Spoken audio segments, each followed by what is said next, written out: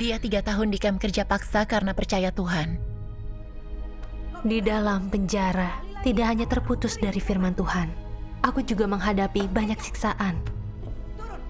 Aku pun tidak tahu bagaimana bisa bertahan 3 tahun di penjara.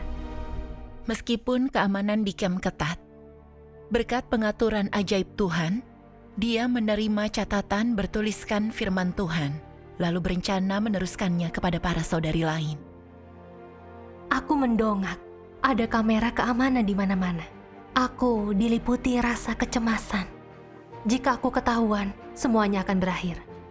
Bagaimana dia mengandalkan Tuhan untuk melewati kesulitan? Dan bagaimana firman Tuhan menuntun mereka melewati masa kelam dan menyakitkan itu? Aku mendapat pengetahuan dan pengalaman nyata dari firman Tuhan. Yang Tuhan lakukan adalah mengubah firman menjadi iman, kasih, dan hidup.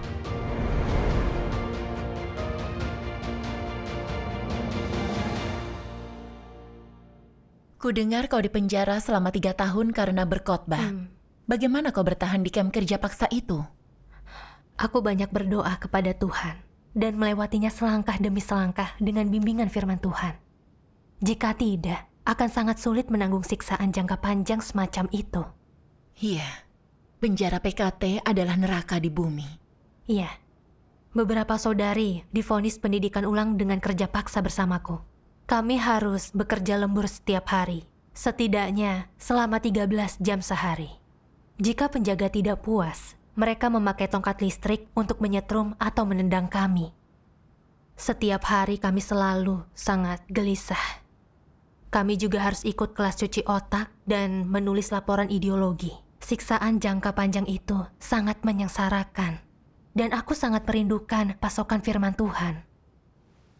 Selama periode itu, kami hanya bisa mengandalkan penggalan firman Tuhan dan lagu pujian yang kami ingat untuk saling mendukung dan membantu.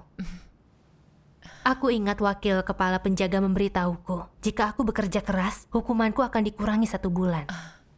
Sejujurnya, aku tidak ingin berada di kamp itu 1 hari pun. Tentu saja. Iya, jadi aku bekerja mati-matian. Aku jarang minum karena takut buang air kecil akan membuang waktu.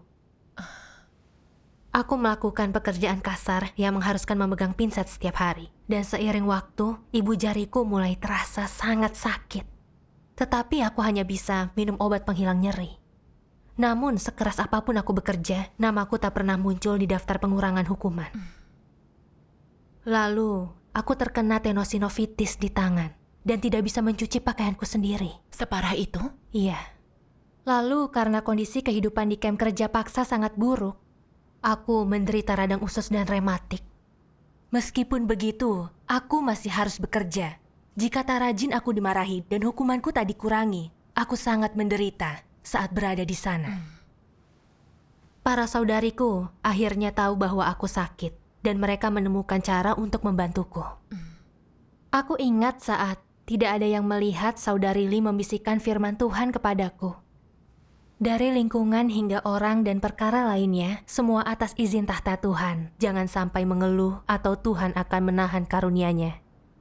Penyakit adalah tanda kasih Tuhan dan pasti mengandung maksud baiknya. Walau tubuhmu menderita, jangan dengarkan pemikiran dari iblis. Firman Tuhan seperti penyadaran. Benar, Tuhan mengizinkanku jatuh sakit. Hidup sengsara, depresi karena penyakitku bukanlah ketaatan kepada Tuhan. Iya. Kupikir betapa keras aku bekerja selama periode ini. Keinginanku hanya meninggalkan lingkungan ini. Tetapi aku ditangkap dan dikurung dengan izin Tuhan, jadi aku harus mengalaminya. Benar. Tuhan yang memutuskan kapan aku keluar. Tapi aku punya rencana dan persyaratan yang memungkinkanku dimanfaatkan iblis. Naga merah yang sangat besar pakai kebohongan ini untuk menipu orang. Bagaimana aku bisa mempercayainya?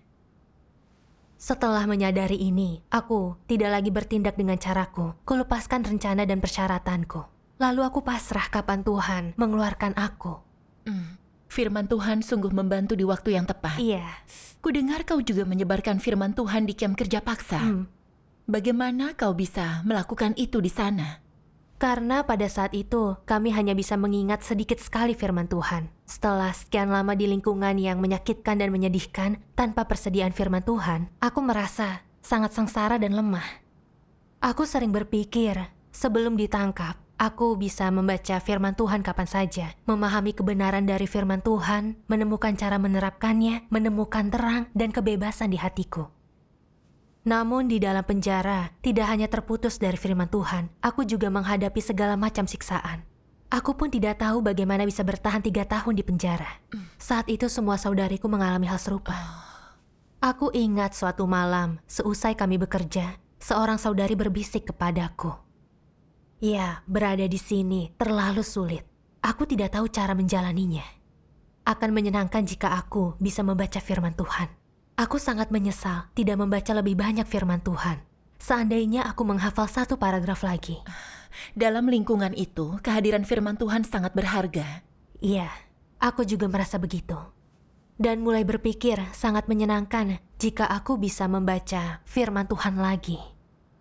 Saat itu, kondisi kesehatan beberapa saudariku buruk. 1 orang menderita hipertensi dan sulit berjalan. 1 orang punya penyakit jantung serius. Dan saudari Chow menderita diabetes parah tapi masih harus bekerja setiap hari. Saat itu aku berharap semua orang bisa punya firman Tuhan. Karena hanya itu yang bisa memberi kita keyakinan dan kekuatan dan menuntun kita melewati kesulitan. Jadi, sejak itu kau memikirkan cara mendapatkan firman Tuhan? Iya. Suatu malam saat berdoa di ranjang, aku tiba-tiba teringat ada 2 saudari yang bekerja di ruang kunjungan. Mereka sering berhubungan dengan orang luar dan kemungkinan besar punya firman Tuhan. Namun aku tidak tahu cara menghubungi mereka. Tidak disangka, tidak lama kemudian Tuhan membukakan jalan untukku.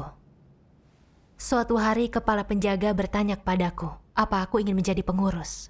Pengurus? Pengurus bertugas melayani penjaga. Hal-hal seperti mencuci pakaian, memasak, membersihkan kamar, pekerjaan kotor lain dilakukan oleh pengurus. Kedengarannya seperti kerja kasar. Benar, pada awalnya aku tidak ingin melakukannya. Karena itu lebih melelahkan daripada tugas bengkel kerjaku. Jika tidak bekerja dengan baik, kau akan dimarahi. Iya. Suatu saat, salah satu saudariku melihat suasana hatiku buruk dan membicarakannya denganku. Dia berkata, niat baik Tuhan ada dalam segala hal. Jadi kau harus mencari kehendak Tuhan. Saat pendengarnya mengatakan itu, aku berpikir benar. Kenapa aku hanya mempertimbangkan perasaanku dan tidak mencari kehendak Tuhan? Sebagai pengurus, aku bisa bekerja di luar. Jadi dapat bertemu saudari di ruang kunjungan. Bukankah ini jalan Tuhan untukku? Aku juga bisa bebas keluar masuk. Aku bisa melindungi para saudariku saat bersekutu di sel. Dan menangani penjaga jika ada masalah. Bukankah ini bagus? Iya. Juga, di antara lebih dari 200 tahanan di unitku, hanya 4 orang yang dipilih sebagai pengurus. Ini kesempatan langka dan pengaturan Tuhan yang luar biasa. Iya, jadi kau setuju untuk melakukannya? Namun, bahkan sebelum berkontak dengan 2 saudari di ruang kunjungan, salah satu dari kami menerima firman Tuhan. Suatu malam, saat baru saja berbaring, seorang saudari muda berlutut dan berbisik ke telingaku bahwa saudara-saudari di luar mengirim surat yang dia taruh di bengkel kerja. Malam itu aku sangat senang sampai tidak bisa tidur. Kau bersemangat kan? Iya. Esok paginya saat aku tiba di bengkel kerja, saudari itu mengeluarkan suratnya diam-diam. Kertasnya kira-kira selebar ini. Saat aku melihat kalimat pertamanya, saudara-saudari di penjara. Air mata segera mengalir di wajahku. Kata-kata ini sangat menyentuhku. Iya. Aku membaca sambil menyeka air mataku. Ada banyak kutipan firman Tuhan dalam surat itu. Tetapi ada 2 yang membuatku terkesan. Firman Tuhan berkata, iman dan kasih yang terbesar dituntut dari kita dalam tahap pekerjaan ini. Kita mungkin tersandung akibat kecerobohan sepele, karena tahap pekerjaan ini berbeda dari semua pekerjaan sebelumnya. Tuhan menyempurnakan iman manusia yang tidak terlihat. Tuhan mengubah firman menjadi iman, kasih, dan hidup. Orang harus dimurnikan ratusan kali sampai iman mereka lebih besar dari iman Ayub. Mereka harus menanggung segala penderitaan dan siksaan hebat tanpa meninggalkan Tuhan. Saat mereka taat sampai mati dan sangat beriman kepada Tuhan, maka tahap pekerjaan Tuhan ini selesai. Pada akhir zaman, engkau harus jadi saksi bagi Tuhan. Apapun penderitaannya, engkau harus jalani sampai akhir. Hingga helaan napas terakhir, engkau harus tetap setia dan tunduk pada pengaturannya. Ini mengasihi Tuhan dan kesaksian yang kuat. Aku merasa sangat terharu saat itu. Aku merasa Tuhan benar-benar mengamati isi hati kami, sepenuhnya memahami keadaan dan situasi kami. Lalu, saudara-saudari ini memberikan siraman dan mewartakan firman-Nya. Itulah kasih Tuhan. Benar. Kurenungkan firman Tuhan dan mengerti, meninggalkan keluarga dan karir untuk mengkhotbahkan Injil semenderita apapun adalah kesaksian. Disiksa dan tidak mengkhianati Tuhan juga kesaksian. Masih memiliki iman dan mengikuti Tuhan setelah siksaan jangka panjang adalah kesaksian yang lebih kuat. Memiliki kesempatan bersaksi tentang Tuhan di hadapan iblis adalah pemuliaan Tuhan dan persekusi karena kebenaran. Setelah memahami kehendak Tuhan, aku menangis dan berdoa, Tuhan, aku akan membalas kasih-Mu untukku, meskipun 3 tahun ini akan sangat lama. Betapa kejamnya polisi menyiksaku, atau betapa tersiksanya, aku akan teguh bersaksi untukmu dan mempermalukan iblis. Syukur kepada Syukur Tuhan. kepada Tuhan. Bagaimana dengan yang lainnya? Bagaimana reaksinya setelah membaca firman Tuhan? Mereka juga sangat terinspirasi dan mendapatkan iman kembali setelah membaca firman Tuhan. Lalu, saudari Gao khawatir kerabat dan teman-temannya akan mengejek dan mendiskriminasi dia karena dipenjara dan akan menggosipkan dia. Setelah membaca firman Tuhan, dia mengerti. Dipenjara karena percaya kepada Tuhan itu persekusi karena kebenaran, bukan hal memalukan. Menderita karena berdiri teguh dan bersaksi bagi Tuhan itu berharga dan bermakna. Setelah itu, kami mendiskusikannya dan memutuskan harus menyampaikan firman Tuhan ini kepada saudari kami yang lain, agar mereka bisa mendengar firman-Nya juga. Namun pasti sulit menyebarkan firman di camp. Benar.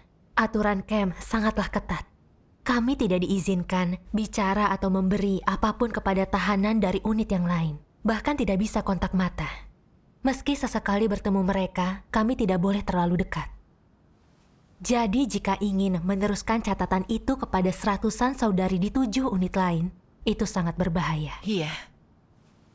Selain itu, para penjaga membalik ranjang dan menggeledah tubuh kami setiap minggunya. Mereka menggeledah di setiap sudut. Jika ada detil yang terlewat dan itu ditemukan, itu akan berujung padaku. Itu bisa jadi masalah besar. Benar. Satu penjaga memperingatkanku, jika kau berani menyebarkan firman Tuhan yang Maha Kuasa, aku akan mengurungmu 3 tahun lagi dan mengirimmu ke penjara wanita. Oh, apa ada yang pernah dihukum sebelumnya? Ada. Aku ingat ada orang percaya yang tertangkap sedang menyebarkan kitab suci. Dia dihukum, diperintahkan duduk di lantai beton tanpa bergerak 10 hari lebih. Oh, apa kau merasa takut atau ragu-ragu? Iya. Saat itu aku berpikir ini bukan lelucon. Jika mereka tahu, yang kualami akan lebih buruk. Makin memikirkannya, makin sulit rasanya, dan aku sedikit takut. Namun, aku ingat firman Tuhan. Iman seperti jembatan dari satu gelondong kayu. Jika takut mati, engkau akan jatuh. Jika siap binasa, engkau bisa menyeberanginya. Jika manusia berpikiran penakut, itu karena mereka telah dibodohi oleh iblis, sehingga takut seberangi jembatan iman ke dalam Tuhan. Firman Tuhan sangat membesarkan hati. Bukankah penjaga juga ada di tangan Tuhan? Aku ketahuan atau tidak, itu ada di tangan Tuhan. Iya. Tak ada yang mustahil jika kita bergantung pada Tuhan. Aku punya semua ketakutan ini karena diganggu oleh iblis. Karena aku takut dihukum dan disiksa, Iblis memanfaatkan kelemahanku untuk mengganggu dan menghalangi. Jika menyerah karena aku takut disiksa, bukankah aku terperdaya iblis? Benar. Sementara itu, para saudariku berada di lingkungan menyakitkan itu, dan mereka butuh firman Tuhan. Jadi tugasku menyampaikan firman Tuhan kepada mereka.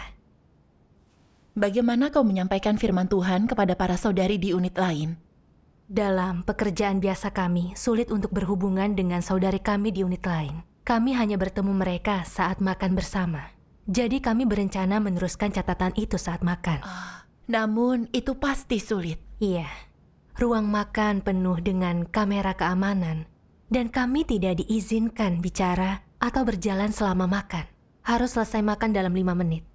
Jadi, sangat sulit untuk menyampaikan firman Tuhan. Namun, saat menyampaikan firman Tuhan, aku benar-benar menyaksikan perbuatan ajaib Tuhan. Hari itu aku berencana memberikan catatan kepada saudari unit 4 dan 7. Saat mencuci piring, aku melihat saudari Min dari unit 4. Tanpa diduga, dia juga mengangkat kepalanya dan melihat ke arahku. Aku mengisyaratkan dengan mataku agar dia datang dan mencuci piring. Aku khawatir dia tidak akan mengerti maksudku, tetapi syukurlah dia langsung mengerti.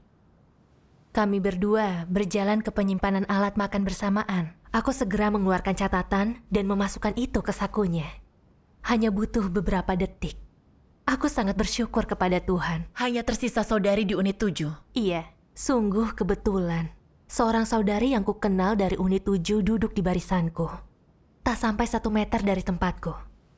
Aturan di kamp kerja paksa adalah harus menunggu pengawas dari tiap unit memerintahkan kami berdiri sebelum pergi. Saat itu aku sangat khawatir. Jika 2 unit kami tidak berdiri bersamaan, aku tidak akan bisa mendekatinya. Benar. Jadi aku terus berdoa kepada Tuhan. Tidak lama kemudian, pengawas dari 2 unit kami memerintahkan kami berdiri pada waktu hampir bersamaan. Sangat kebetulan. Benar. Setelah berdiri, aku langsung menyodorkan catatan ke tangan saudariku. Itu terjadi dalam sekejap mata. Para penjaga sama sekali tidak sadar. Syukur kepada Tuhan. Syukur kepada Tuhan. Dengan bantuan saudariku, semua saudari kami di unit lain menerima firman Tuhan. Aku sungguh tidak menduga bisa begitu mulus menyampaikan firman Tuhan. Aku melihat tidak ada yang sulit bagi Tuhan. Melalui proses menyampaikan firman Tuhan ini, iman para saudariku kepada Tuhan bertambah. Kalian melihat pekerjaan Tuhan. Iya. Kurang dari setengah bulan setelahnya, kamp kerja paksa menuntut semua orang percaya kepada Tuhan yang Maha Kuasa menulis surat penolakan. Kami diminta berjanji akan berhenti percaya kepada Tuhan yang Maha Kuasa. Beberapa hari sebelumnya, para saudari baru membaca firman Tuhan. Jadi mereka punya iman dan bersaksi bagi Tuhan. Kami saling menyemangati agar kami tidak pernah tunduk pada iblis. Jika diingat, firman Tuhan datang pada waktu yang tepat. Iya. Namun, seminggu kemudian, aku mendengar tentang para saudari di unit lain yang tidak menulis surat penolakan. Mereka ada yang disiksa, dipaksa, meringkuk di kandang kecil, dan beberapa ditambah masa hukumannya. Selama masa itu, suasana di camp lebih menyesakkan. Selalu ada rasa takut, seolah-olah bencana bisa terjadi kapan saja. Ketakutan penuh ketidakpastian. Iya, itu karena kami tidak tahu kapan lingkungan ini akan berakhir, atau metode apa yang akan digunakan penjaga untuk menyiksa kami. Benar. Pada saat itu, semua menderita dan tertekan. Kami hanya bisa terus berdoa kepada Tuhan dan memintanya membukakan jalan. Saat itu, semua saudari berpikir, bagaimanapun kami tidak boleh menulis surat penolakan, harus teguh dan bersaksi bagi Tuhan. Kami menuju jalan buntu dengan penjaga kami selama 2 hari. Lalu, melihat metode mereka gagal, dia berkompromi. Agar kami melaksanakan perintahnya, dia mengizinkan kami menuliskan apa saja, apapun itu. Kami semua tahu Tuhan telah membukakan kami jalan. Dan kami sangat bersyukur kepadanya. Syukur kepada Tuhan. Selama 3 tahun itu, kau wartakan firman lebih dari sekali, bukan? Iya, kali pertama kami menerima terlalu sedikit firman Tuhan. Sehingga seiring waktu hati kami kembali haus akan firman Tuhan.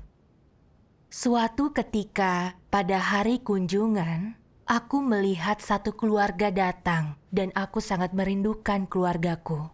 Aku jadi teringat orang tuaku yang sudah tua dan tidak tahu kabar mereka. Selama periode itu, aku sering mengenang rumahku dan seiring waktu itu membuatku muram. Saat saudari satu sel melihatku sedang muram, dia membisikkan kutipan firman Tuhan. Nasib manusia dikendalikan tangan Tuhan. Engkau tak mampu mengendalikan dirimu. Walau manusia selalu menyibukkan diri, ia tetap tak mampu mengendalikan dirinya. Jika mampu mengetahui prospekmu dan mengendalikan nasibmu, apa engkau tetap menjadi makhluk ciptaan? Singkatnya, semua pekerjaan Tuhan itu demi manusia. Misal langit, bumi, dan semua ciptaannya untuk manusia. Bulan, matahari, dan bintang yang Dia ciptakan, hewan dan tumbuh-tumbuhan, musim semi, panas, gugur, dingin, dan lainnya, semuanya diciptakan demi keberadaan manusia. Aku merenungkan firman Tuhan dan mengerti bahwa nasib semua orang ada di tangan Tuhan. Jadi keadaan keluargaku tergantung pada pengaturan Tuhan. Jika kuserahkan keluargaku pada Tuhan, apa yang harus kucemaskan? Aku tidak seharusnya cemas karena ini. Iya. Ya, firman Tuhan mengakhiri rasa muramku dan memberiku kekuatan. Aku juga menyadari kita tidak bisa hidup tanpa bimbingan firman Tuhan. Jadi, aku berdoa, bertanya cara mendapatkan firman Tuhan lagi dan bimbingannya. Lalu aku teringat dua saudari di ruang kunjungan itu. Jika bisa menghubungi mereka, aku mungkin bisa dapat lebih banyak firman Tuhan. Aku berdoa dan meminta Tuhan memberi kami kesempatan yang tepat. Suatu pagi, kepala penjaga memanggilku. "Ikutlah, kami ingin kau membersihkan ruang kunjungan." Saat tahu akan pergi ke ruang kunjungan, aku jadi semeringah. Ini kesempatanku. Jadi kau bisa ke ruang kunjungan? Iya, hanya kali itu aku pergi ke ruang kunjungan selama 3 tahun di sana. Saat itu aku yakin, inilah kesempatan yang Tuhan atur untukku. Begitu sampai di ruang kunjungan, kepala penjaga sedang mengobrol dengan penjaga lainnya. Aku bergegas ke dapur belakang. Aku melihat dua saudari sedang sibuk memasak. Aku buru-buru bertanya, "Apa ada sesuatu untuk dimakan?" Mereka segera mengerti maksudku dan menjawab, "Iya, ada." Lalu, salah satu dari mereka memberiku bola kertas dari kantong kain. Akhirnya, aku memiliki firman Tuhan yang sudah lama aku nantikan. Aku tidak bisa menggambarkan suasana hatiku saat itu. Kau bersemangat kan? Aku sangat bersemangat. Namun juga sedikit khawatir. Karena bola kertas bertulisan tangan itu lebih besar dari telur angsa besar. Aku memasukkannya ke dalam beraku, tapi tonjolannya tampak jelas. Ku coba masukkan ke saku celana, tapi tidak muat dan jatuh. Karena bola itu tidak bisa disembunyikan di tubuhku, aku jadi panik. Aku mendongak, ada kamera keamanan di mana-mana. Aku diliputi rasa kecemasan. Jika aku ketahuan, semuanya akan berakhir. Konsekuensinya mengerikan. Namun, aku juga berpikir, jika melewatkan kesempatan ini, aku mungkin tidak bisa lagi menerima firman Tuhan. Kami sangat butuh firman Tuhan. Aku tidak sanggup mengembalikannya. Saking gugupnya, aku tidak tahu harus berbuat apa lagi. Tiba-tiba, aku teringat sebaris firman Tuhan dengan sangat jelas. Jangan takut, Tuhan yang Maha Kuasa atas semesta pasti akan menyertaimu. Dia berdiri di belakang engkau semua dan dia adalah perisaimu. Iya, ini benar. Tuhan punya kedaulatan atas segala sesuatu. Jadi aku ketahuan atau tidak ada di tangannya. Iya. Tuhan melindungiku. Kenapa aku harus takut? Benar. Setelah menyadari ini, aku jadi jauh lebih tenang. Aku teringat saudara-saudari yang mengangkut buku firman Tuhan. Walau diawasi naga merah yang sangat besar dengan ketat, mereka bisa mengedarkan banyak buku firman kepada saudara-saudari. Bukankah mereka juga mengandalkan Tuhan untuk menjalani hidup? Iya. Kupikir jika mengandalkan Tuhan, Dia juga akan membuka jalan bagiku. Setelah berpikir begitu, Aku tidak ragu lagi. Aku memutuskan membawa kembali firman Tuhan. Jadi, kumasukkan lagi bola kertas itu ke celana dalamku, kutarik baju dari dadaku, dan aku agak membungkuk jadi tonjolan kertasnya tidak begitu terlihat.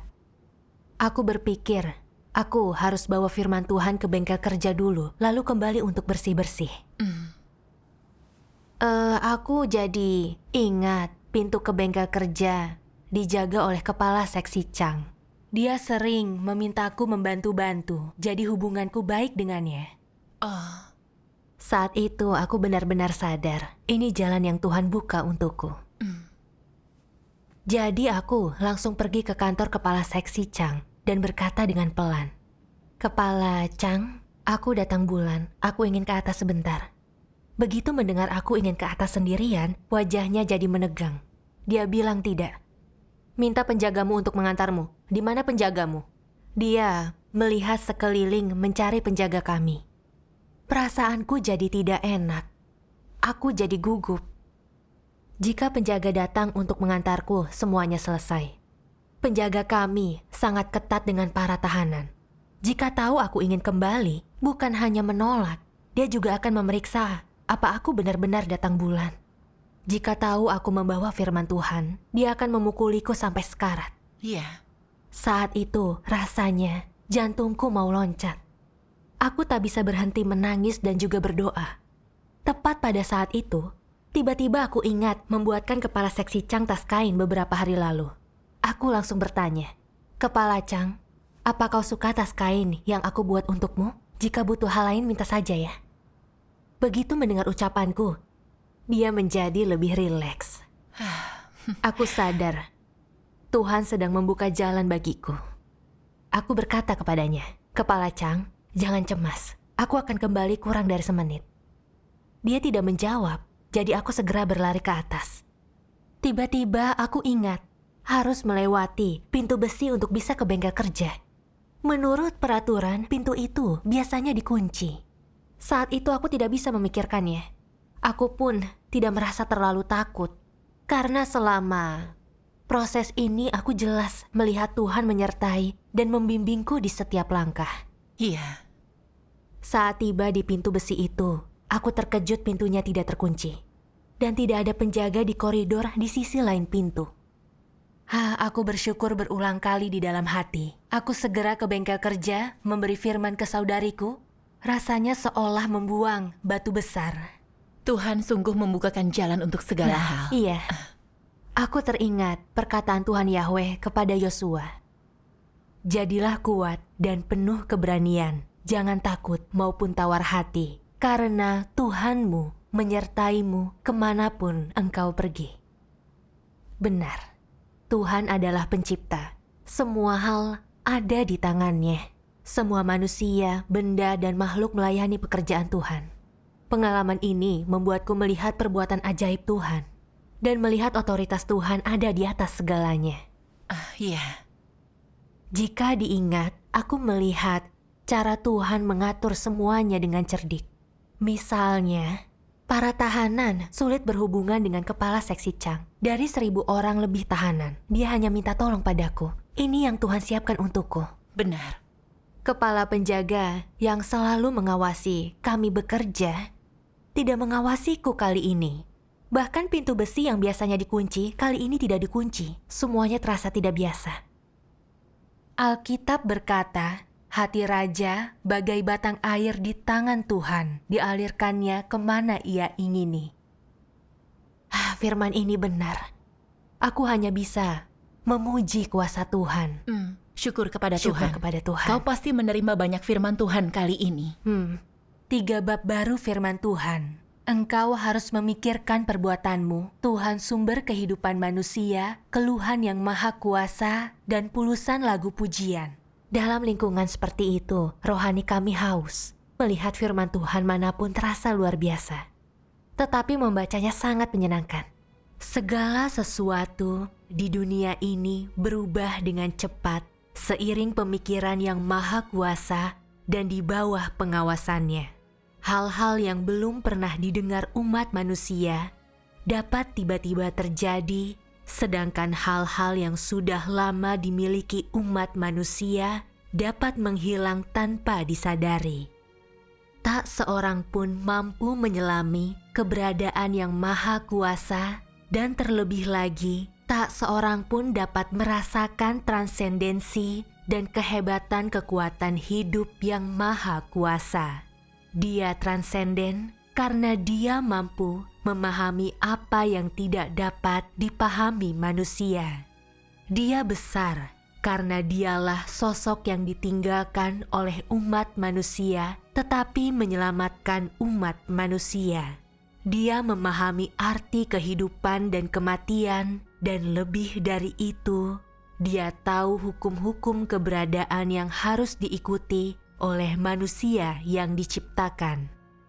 Dialah dasar dari keberadaan manusia, dan dialah sang penebus yang membangkitkan kembali umat manusia.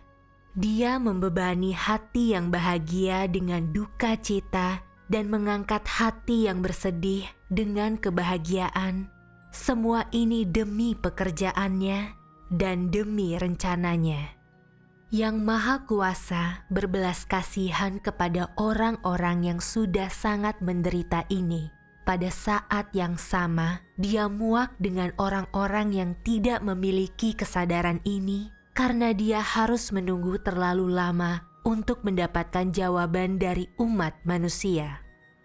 Dia ingin mencari hati dan rohmu untuk membawakanmu air dan makanan, serta membangunkanmu agar engkau tidak akan haus dan lapar lagi.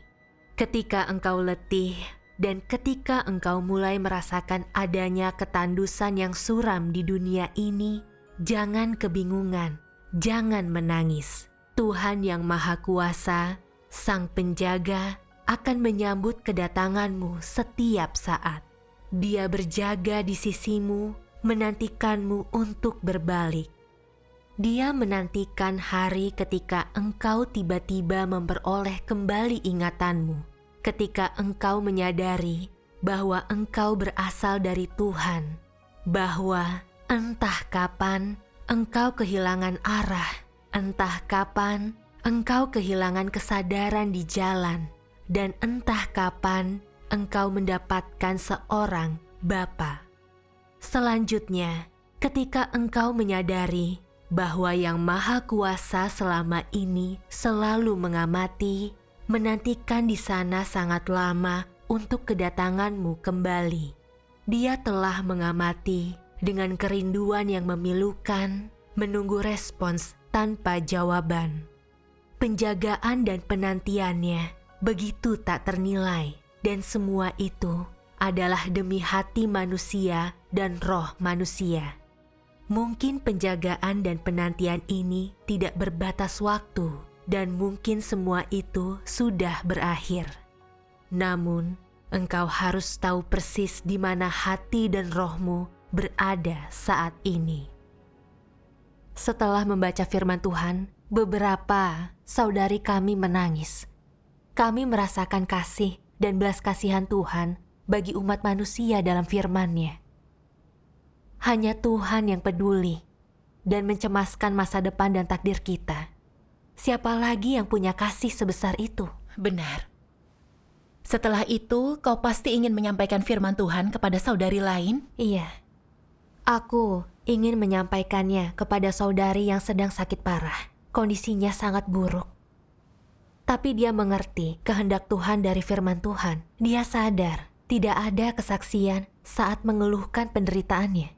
Dan itu menyakiti hati Tuhan.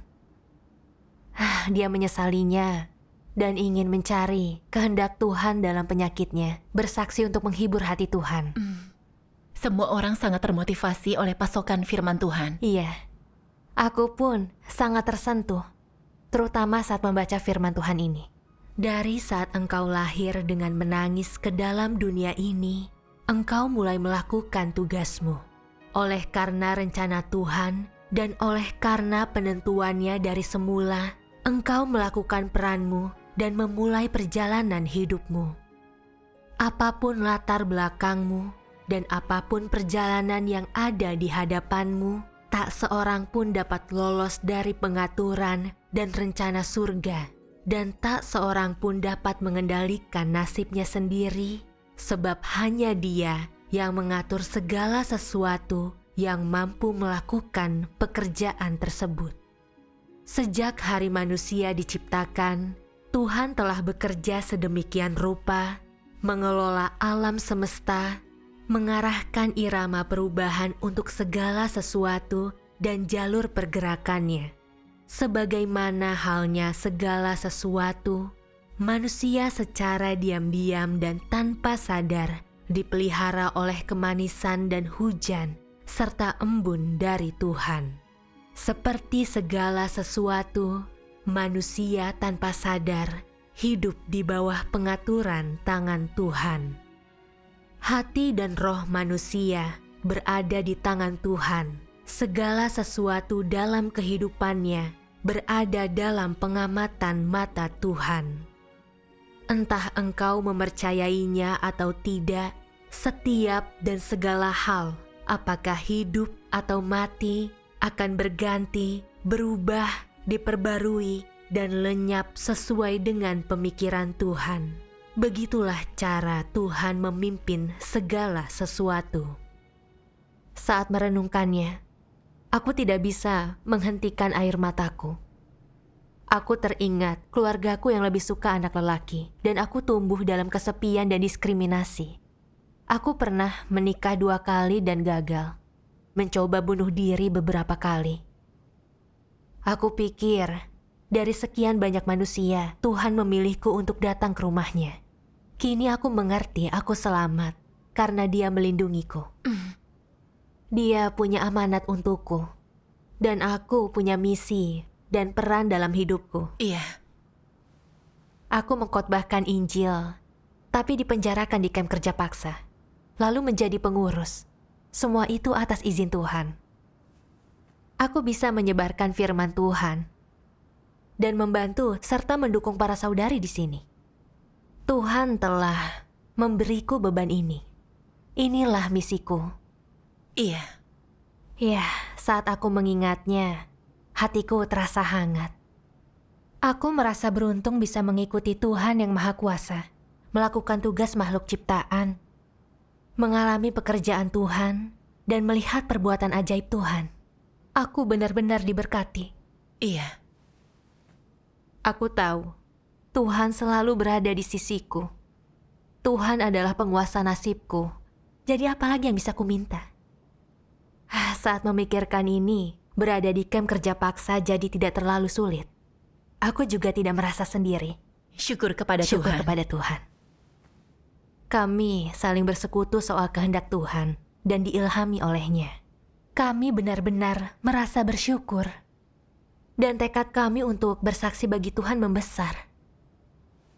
Setelah itu, kami segera menyalin firman Tuhan. Agar bisa dibagi ke banyak orang. Benar. Kupakai tugas lorongku untuk jadi penjaga bagi saudariku, agar bisa menyalin firman Tuhan tanpa khawatir. Dan beberapa menulis sampai tengah malam. Tahanan lain yang bertugas denganku tidak ambil pusing. Dia pura-pura tidak melihat apa-apa. Ini benar-benar pengaturan Tuhan. Iya. Dalam 3 hari, kami menyalin semua firman Tuhan tanpa insiden. Dan langsung mengirimkannya pada belasan saudari yang lainnya. Selama masa itu, saat para saudari bersekutu tentang firman Tuhan, kami saling menyemangati. Dan menemukan lebih banyak iman untuk bersaksi bagi Tuhan di lingkungan yang sulit ini. Syukur kepada Tuhan. Syukur kepada Tuhan. Aku memikirkan seluruh proses penyebaran firman Tuhan di camp itu. Aku tidak akan pernah melupakannya. Melalui pengalaman yang nyata ini, aku melihat dan mengalami langsung perbuatan ajaib Tuhan, menyaksikan otoritas, kemahakuasaan, dan kebijaksanaan Tuhan. Aku yakin firman Tuhanlah yang memberi kekuatan dalam hidup manusia. Iya. Ya, tiap kali mengingatnya, aku sangat tersentuh dan terinspirasi. Aku bersyukur dan memuji Tuhan dari lubuk hatiku. Syukur kepada Tuhan.